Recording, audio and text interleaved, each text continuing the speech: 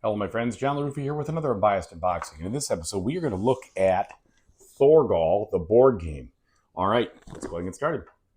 Okay, folks, and as usual, please like and subscribe to my YouTube channel if you haven't already. If you have, I really do appreciate the support. Thank you very much.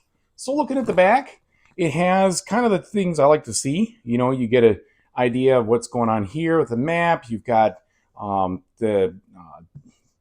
would just say like the storybook, cards, etc. But one thing they don't seem to show, which I'm surprised on, which is the thing that actually sold me on the game, is the polynomial, like how you do that. I mean, that is what made me say, hey, this looks cool, this looks interesting.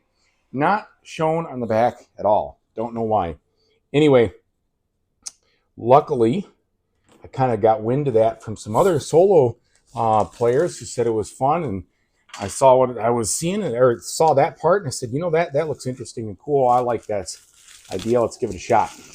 But before that, I had no idea what was going on, and I actually passed this up for a little bit in the store. All right, so when we look at the rule, we open up the box, we see the rule book here. Move it out of the way for that glare. All right, so we've got a pretty thick rule book, and I've already gotten through it, a decent portion of it. It's definitely not packed with text, right? There's more pictures and examples and things like that than there are text. So I think that's good. It just helps to make it so it's not nearly as difficult to learn. It looks like there's plenty of examples. I think it's not going to be too bad. Then you have the rule summary on the back, which is good. All right, what is this? So we've got 4 empty slots in the plastic insert intended for miniatures, not included in this retail version. Okay, so tell you you're not missing anything. This is the retail version. I don't have the super duper whatever. So here it's kind of showing you how to put things away, which is fine. Sometimes it is tough to see that kind of thing. All right, now we look at components here.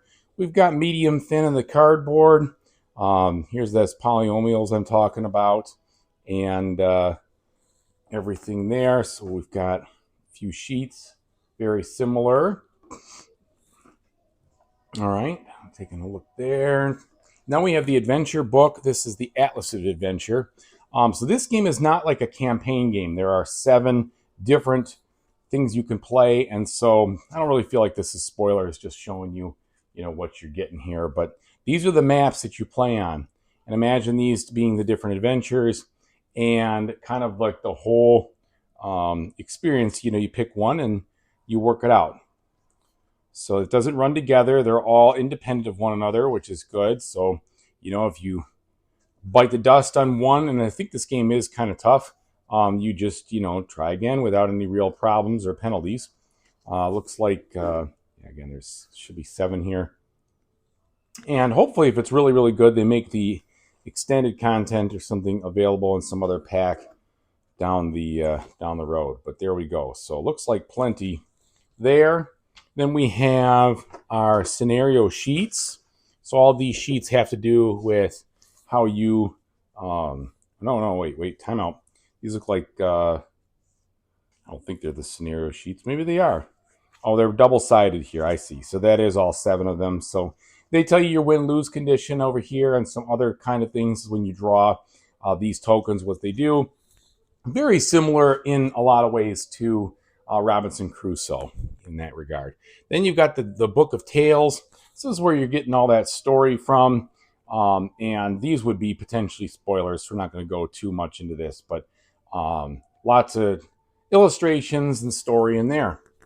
All right, now we've got our dual layer player boards here, which are pre-set up, which is fine as long as there's no warp. And they actually look pretty good.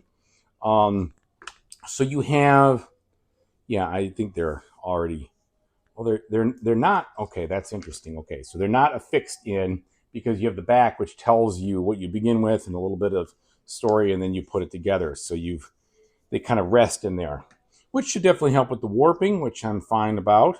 So there are 4 characters to choose from here to see what's going on as far as the different people you can play. So there we've got those 4, and I'm sure they're definitely, they look asymmetrical. Then we've got those miniatures right here, and then the 3 characters that didn't come with the base game. So here's, you know, one of them. They look fine, like the standard miniatures you'd expect. You've got these custom dice. These custom dice here have the different polynomials and different colors and stuff, so those look kind of cool. They are plastic, but they're screen printed on there. And we've got some more wooden components. All right, and then so we've got some stones, we've got some wood, we've got some of these other things that look like, almost look like blue flames, but then you have purple flames. So a bunch of little wooden tokens here, a bunch of bags to keep everything together, some actual poker chip. These are the action tokens, I believe. And then we have the cards. So we've got a couple of decks of these and then these cards right here. Let's take a look at the card quality and see if it's something that you're going to feel like you need a sleeve. Of course, I'm going to sleeve them. I always do.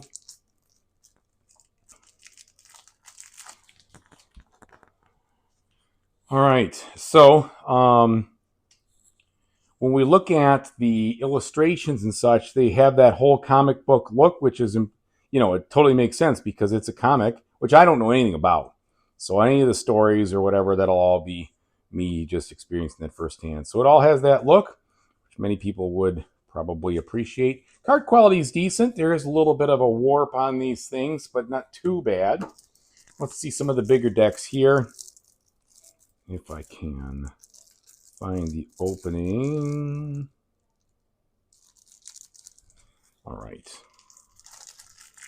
So now on this one, so I think there's a bunch of these are different events.